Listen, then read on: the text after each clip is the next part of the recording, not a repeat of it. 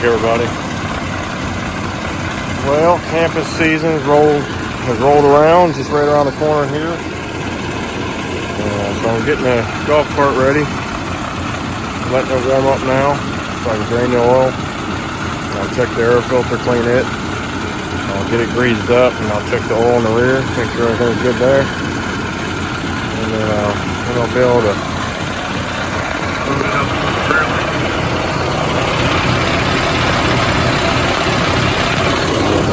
Head on down this weekend, get everything opened up and ready to go.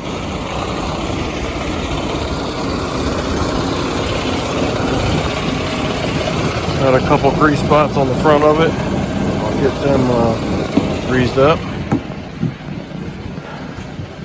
Went and got me some oil last night. And, all I could find was in the 10W30 at my local store was the full synthetic, and believe it or not, that was actually cheaper than conventional. So that's what I got. Supertech is the Walmart brand, and I've been using Supertech in small engine stuff in my vehicles, not all of my vehicles, but a couple of them, for many years, and I don't see anything wrong with it.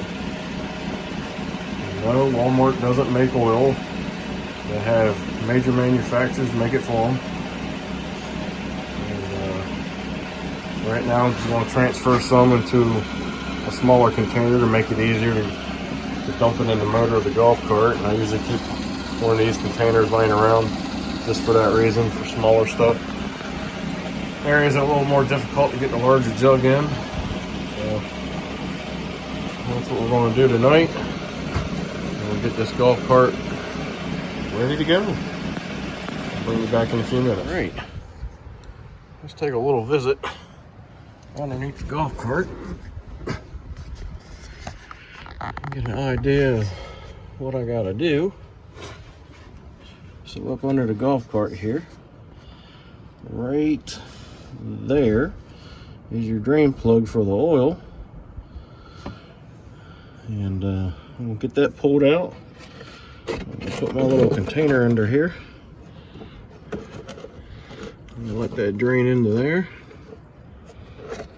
And I'm gonna clean up that plug. And we'll get everything put back into place and fill this thing back up, and then we'll check the belts, see how they look. I'll bring you back in a few minutes. There ain't enough room for you guys to be under there. Yep, there it is down there draining. And so you don't do what I did, walk back and forth 4 or 5 times trying to find the right wrench. It would be nice enough to let you know what it was. It was a 17 millimeter. But while we're waiting on that, we're going to go through and we're going to check these belts and see what kind of condition they're in, see what they look like.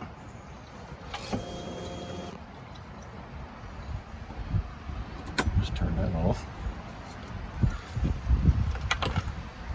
Oh. Screw that back in a couple threads.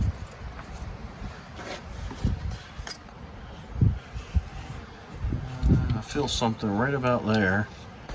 See if we can get that flipped over and see what it is. Yep, look, it's a crack. Don't have a belt right now, but it's just starting to crack. It'll be fine. I'll get one ordered tonight, and I can easily change that down at the campground. Just loosen this starter generator up, take it off, come around this pulley, come around this pulley. I can either pop this belt off, or I can go around the pulley, across that belt, and pop it off of this pulley. But either way, I'll be able to get that one off with very minimal effort. Let's take a look at this other one.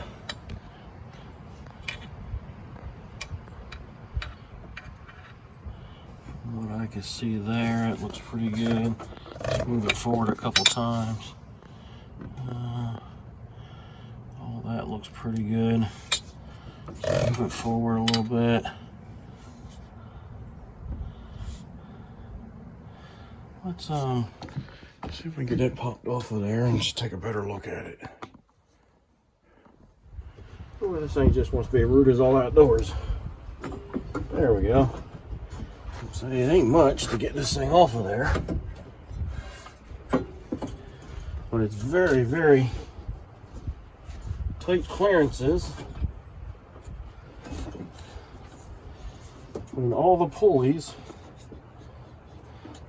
and the frame.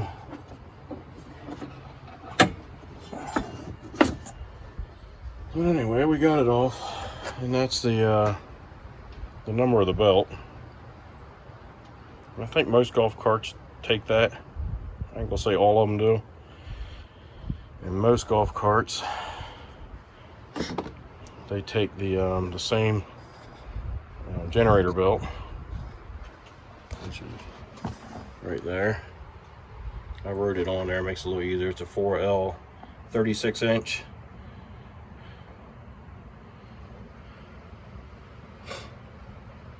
And I think that would be like a 4L 360, I do believe.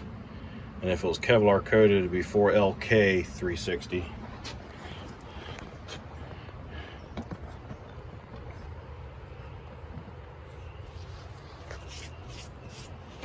All right, so what I like to do with belts, and an old-timer mechanic taught me this trick. Just take the belt and you want to take and flip it backwards, like so. And if you see cracking when you do that, that belt's no good. And I'm not seeing any cracking when I turn that belt backwards like that. And on these drive belts, if you start to get a lot of what I'm going to call peel, which is when you run your hand across there, you'll start feeling an edge start to curl up a little bit. When you start to feel a lot of that, then that means you're starting to lose that width. The width of that belt, you need that for your variable speed pulleys, because when one pulley grows, the other one shrinks, and vice versa. That's how those variable speed pulleys work. I'm trying to get you here where you can see what I'm doing. So you got a pulley and a pulley. As one grows, the other one shrinks, and vice versa. And that's how they work. That's how you get your speed and torque.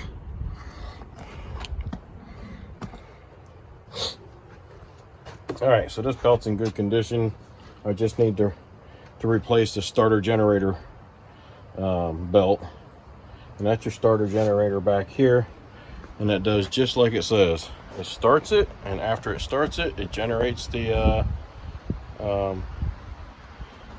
charging power for your battery. So the battery turns the starter to start the motor, and then after it starts, it keeps turning and sends voltage back to the battery to recharge it. So it's kind of like the old stuff back in the day. You know, I used to have an old Cub Cadet that had a starter generator on it, Cub Cadet mower, and it was built back in the 60s.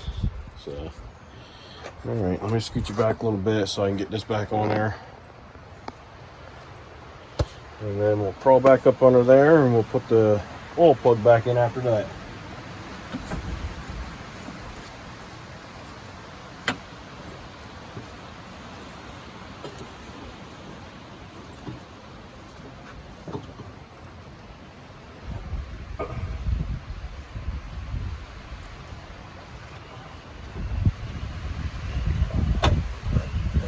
There we go. And basically all you're doing, there's not enough room to get you in there when I was doing it. So once you get the belt out of here, this pulley here will slide in and out easily. So once you get it out of there and out of the way, you can push it in. See how this is working? And that way you give yourself the clearance you need to get past the pulley and the frame, but it goes in further than that. Right now the belt's stopping it.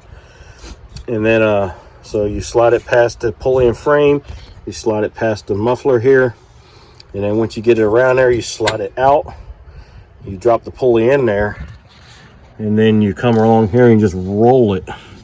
You just roll it right around that pulley there, and there's a real tight spot back behind that where that axle is, but you just keep rolling that around there and it'll roll right past that pulley. There might be a 1/2 inch, 3/4 inch clearance there, but that's about it. Just enough for that belt to squeeze by. A little bit of brake clean. I'm gonna spray that down.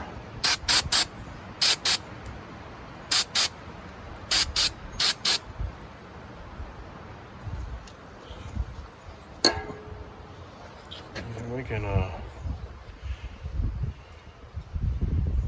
climb back up under there and wipe down the engine block where the oil plug is and install the oil plug. On this particular golf cart, there is no oil filter. It doesn't have a screen one. It doesn't have the spin-on paper, the spin-on one like a car has. It doesn't have anything. Just drain the oil. We have checked the belts.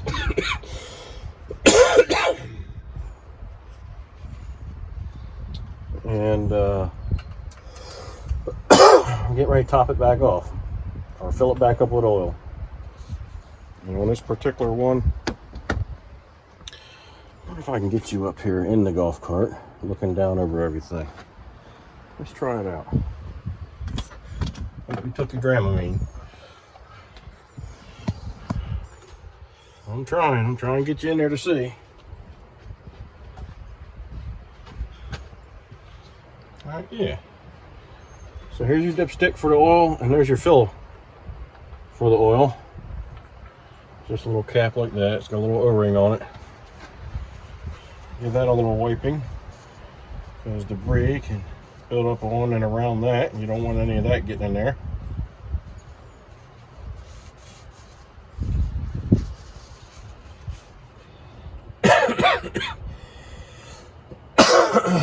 Set it up here. I'm going to grab my funnel. I think this will take about a quart and a half. Somewhere along there.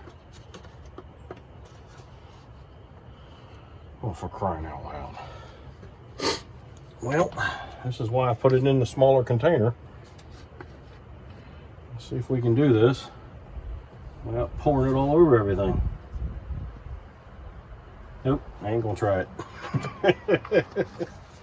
You grab your funnels, make sure you give them a good wipe down before you start pouring stuff through it. You know, they're sitting around in your shop somewhere and they're just collecting dust. All right, that'll work.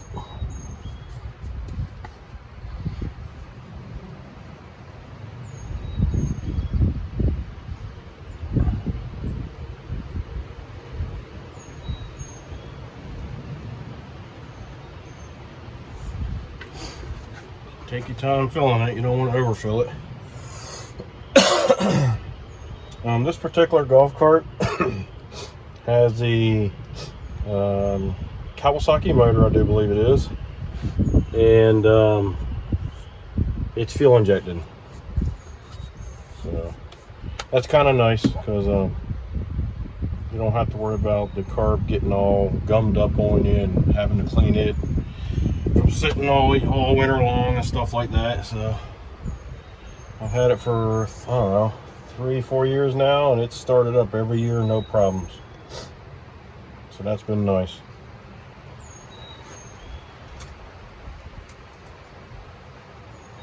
All right, not quite there yet, guys. It's right there at the minimum mark.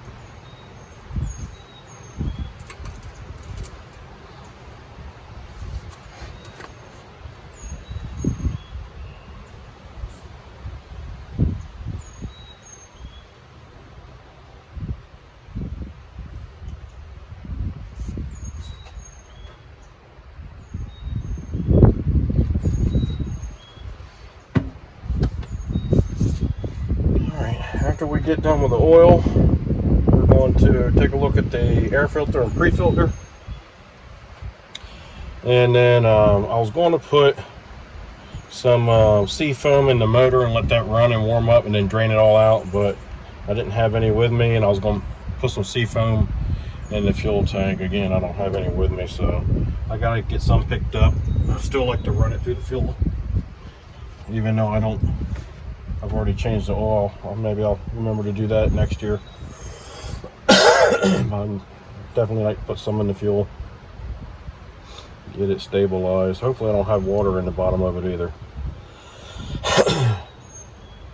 I've seen a lot of that. Well, I won't say a lot, but I've had 2 mowers so far this year come through with tankfuls of water. People thought they were dumping in good fuel, and turned out to be mostly water. So, and it was fuel that they already had from last year, and that's fine if it was stabilized and stuff. But what they didn't realize is that fuel will absorb water. There is a pretty good video of a channel called Chickanic. If you want to check that out, Chickanic has an hour long, but she sped it up, so it's only like a minute long. But it sits there and shows just a container full of fuel sitting on her bench, and you can see all the water that is collecting on that container and then runs down into the fuel. It collects on the container and runs down in the fuel, and then by the end of that hour, that fuel is so cloudy, has so much water in it. It was pretty amazing, I thought. I didn't realize it would absorb that much, and it all depends on your location. If you live in a humid location like I do, I'm here on the eastern shore of Maryland, on the East Coast, and we have a lot of humidity in the summertime. The more humidity that you're going to have, the more water is going to pull out of the air. So if your containers aren't sealed very well and they're able to get air in them, it's going to pull that water out of the air, and throughout the winter it's just going to continue to pull that water out of the air into that fuel tank. So you want good fuel cans, and that seal up good. And if you can, use up your fuel toward the end of the season, and just get fresh at the beginning of the season if you can. Otherwise, put some sort of treatment in it, and that does help. All right, let's check this real quick.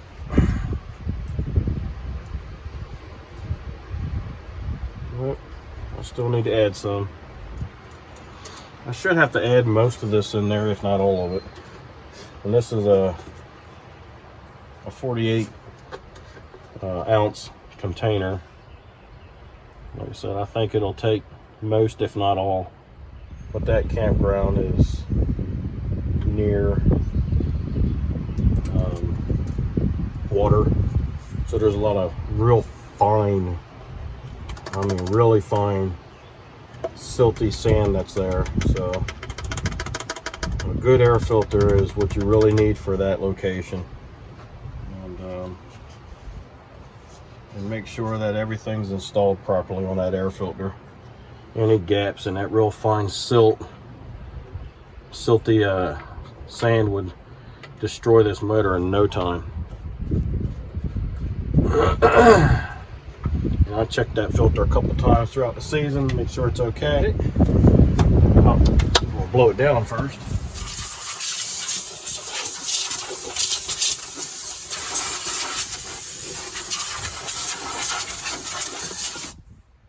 You want to keep your stuff blown down, because all that dust over time will just accumulates and just builds up over time, and it can get quite thick over the years, and then all that will hold heat. And you've heard me say it many times, heat kills. That'll build up so bad and cause the engine to overheat. You don't want that. So there's my paper cartridge filter. and it looks pretty good. It looks pretty decent. There's not a lot of stuff in between. Matter of fact, there is no stuff in between. So this filter is going to be used again. Doesn't look like there's any evidence of it bypassing. Now you can see it getting past this part, but it's not getting past this part. Nope. It's getting past here, or this rim might be dirty, whatever it might be, but it's not getting past this rim area there. So I'm pretty confident that the engine is being protected. You know, the nice thing about this one is that it does have this nice foam filter. Kind of wish it was a little bit thicker, but it's not. And what I do with this to help trap that that dirt is I will spray this down with that K&N oil, and you can see where it right there has accumulated a lot of that dirt.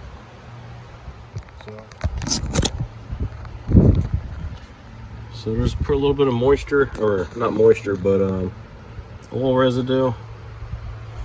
But you can see all that dirt right there I just wiped off. That would kill the engine, no problem. But basically it coming in through here, shoots out, comes in through that little hole, hits this little baffle here, and then gets distributed throughout this entire box, and then crosses over into here and down through the motor it goes. I'm not too concerned about cleaning inside of here.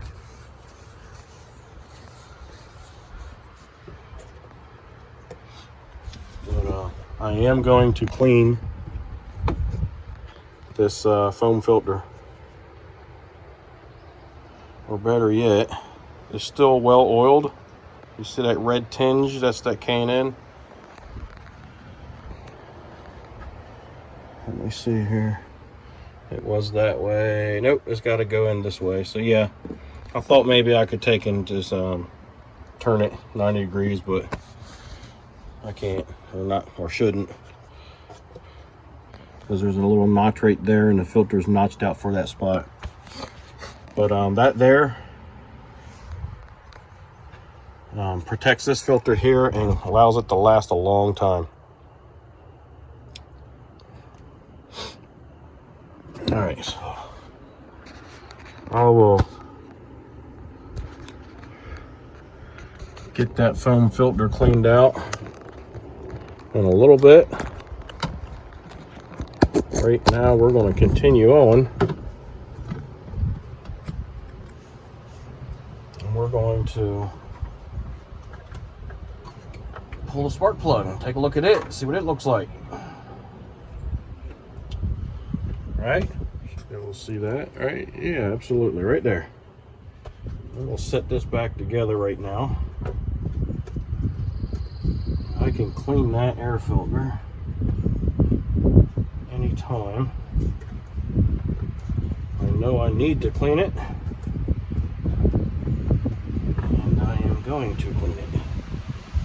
We are going to move along.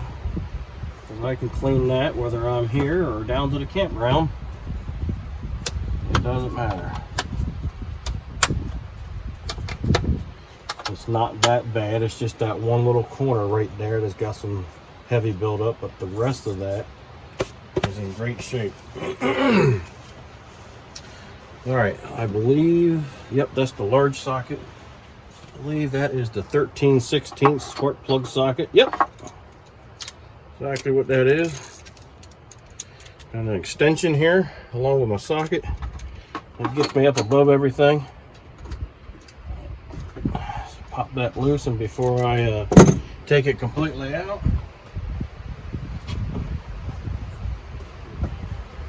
you need to remember to blow all around that spark plug.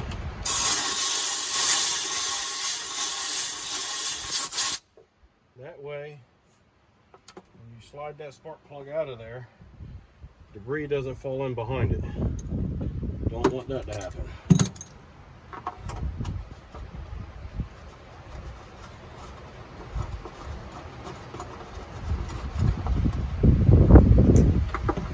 Alright. So that spark plug looks pretty good. I'd like for it to have a tan color to it, but it's still not bad. Not bad at all. Fairly clean. Okay. So we're going to check the gap on that, and then we're most likely going to reinstall it because I know it works. Because I drove the golf cart over here from the other shed. The gap on that is a 30,000. We'll get that reinstalled and snug it back down.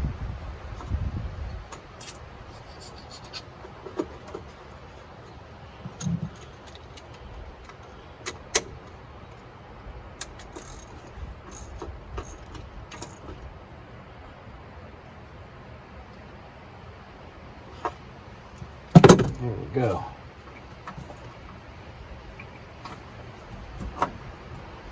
All right. That is good to go.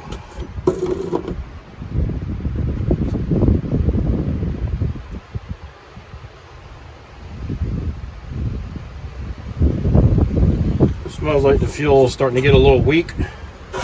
Doesn't smell real fuely. So we're going to let that run down pretty good, and then we're going to top it off with fresh fuel this year. So our air filter is in pretty good shape. The foam filter could use a little bit of a cleaning. It's not that bad.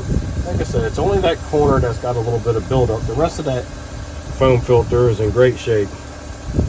I spray the oil on it because of the especially because of that location down there. It traps a lot of that real fine silty dust. Our oil is been drained. The drain plug has been tightened. We have filled it back up, and we have checked the oil. It's where it needs to be. We have about, I don't know, a third of a tank of fuel. The fuel is good, but I can smell that it's starting to get a little weak. Like I said, I'm going to let it run down for the most part, get most of it out of there. And I usually keep a fuel can down, like a 6-gallon can down there. And that 6-gallon can fills this up with a little bit left over. So I think it's a 5-gallon tank on this one. I think we are done in this area here. We know the battery's in good shape because the it starts up no problem, no lagging. It's not winding down when it's cranking or anything like that, so I'm confident that that is in good shape. I don't think I need to put my tester on it.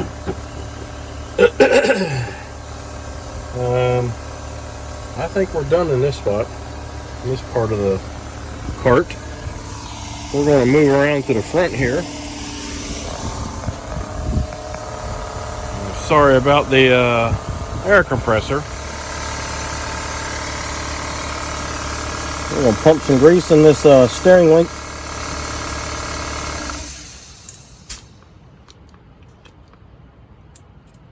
Alright, it pumped real easy, and now it just started to get tough. So that tells me that cavity is full, and I can just start seeing it ooze out down there. So, if I remember right, one on this side and one on that side are the only 2 grease fittings this thing has.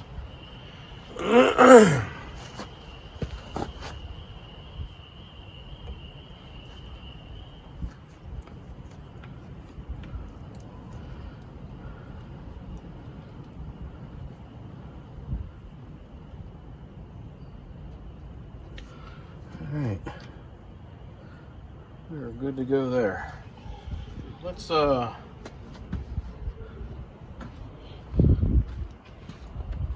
the back here, on your rear end, you kind of do the same thing like you would on a vehicle, but on this rear end there is no evidence of it leaking anywhere.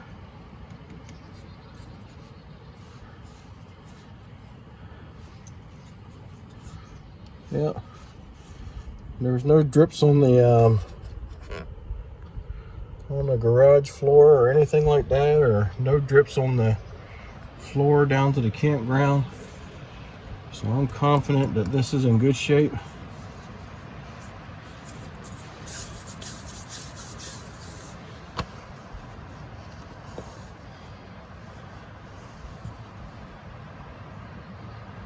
There's a plug right here.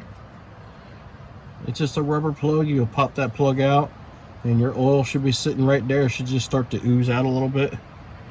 And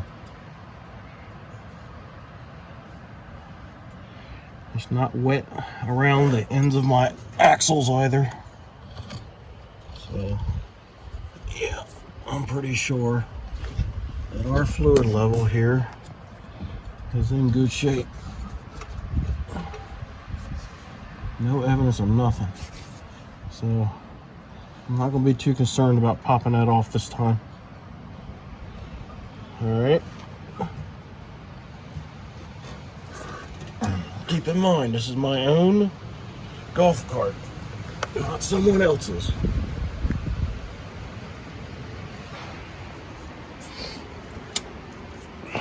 All right. I'm also trying to beat the weather too. Turn it on and walk around here. We are going to turn on the lights.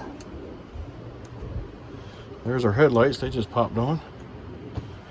All right, both of them are working.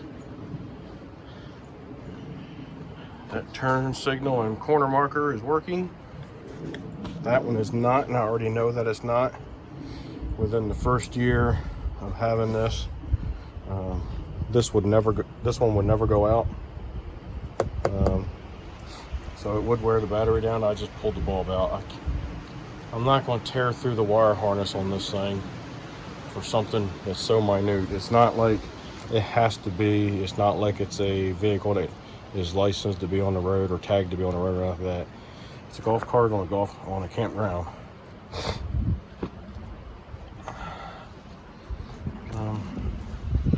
All right, so the tail lights are working.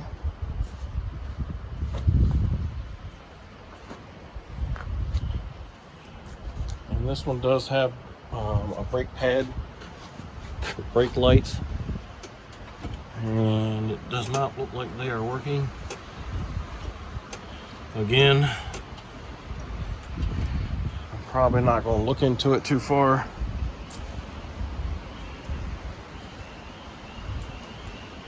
See here.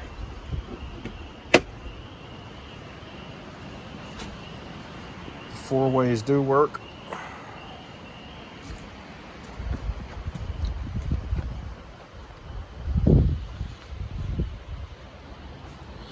And let's take a look to see if the high beams and low beams are, yep. So they are changing. I don't know if you can see that up against the wall or not, but I think you can. All right, here's that one. And there's that one. Just turn our four ways off. Let's turn our headlights off. Let's check the horn. That works. And the dogs heard it, now they're barking. All right, I think we are good to go for this. Now, if I can just get the wife to give it a bath, I think we'd be in good shape. Oh, I need to do one thing. I need to check all the air pressure in the tires. But I really don't think I'm going to be able to talk the wife into we're giving it a bath, though. So she's been doing pretty good. She's been this week trying to get stuff together to get loaded up to go down there this weekend to get everything opened up and get our linens and our soaps and body washes and whatever else that we need to take down. Some foods and things like that. She's been working on getting that stuff together She does the inside stuff. I usually take care of the outside stuff. You know, the golf cart and getting things loaded up on the trailer and all that good stuff. That's another thing too. I need to go over that trailer. I got a late start.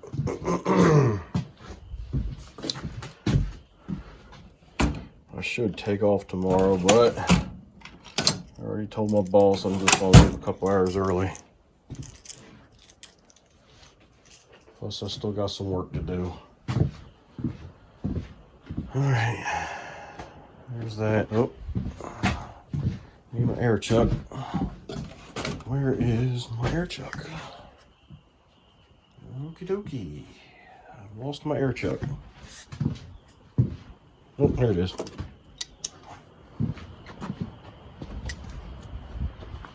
Guys, this video is starting to get a little long. But like I said, all I'm going to do is just check my air pressure. That's pretty much all I got left to do. Get the seat put back on.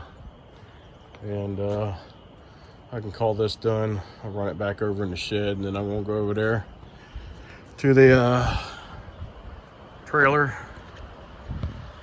and do a quick once over on that. Make sure the tires are all aired up.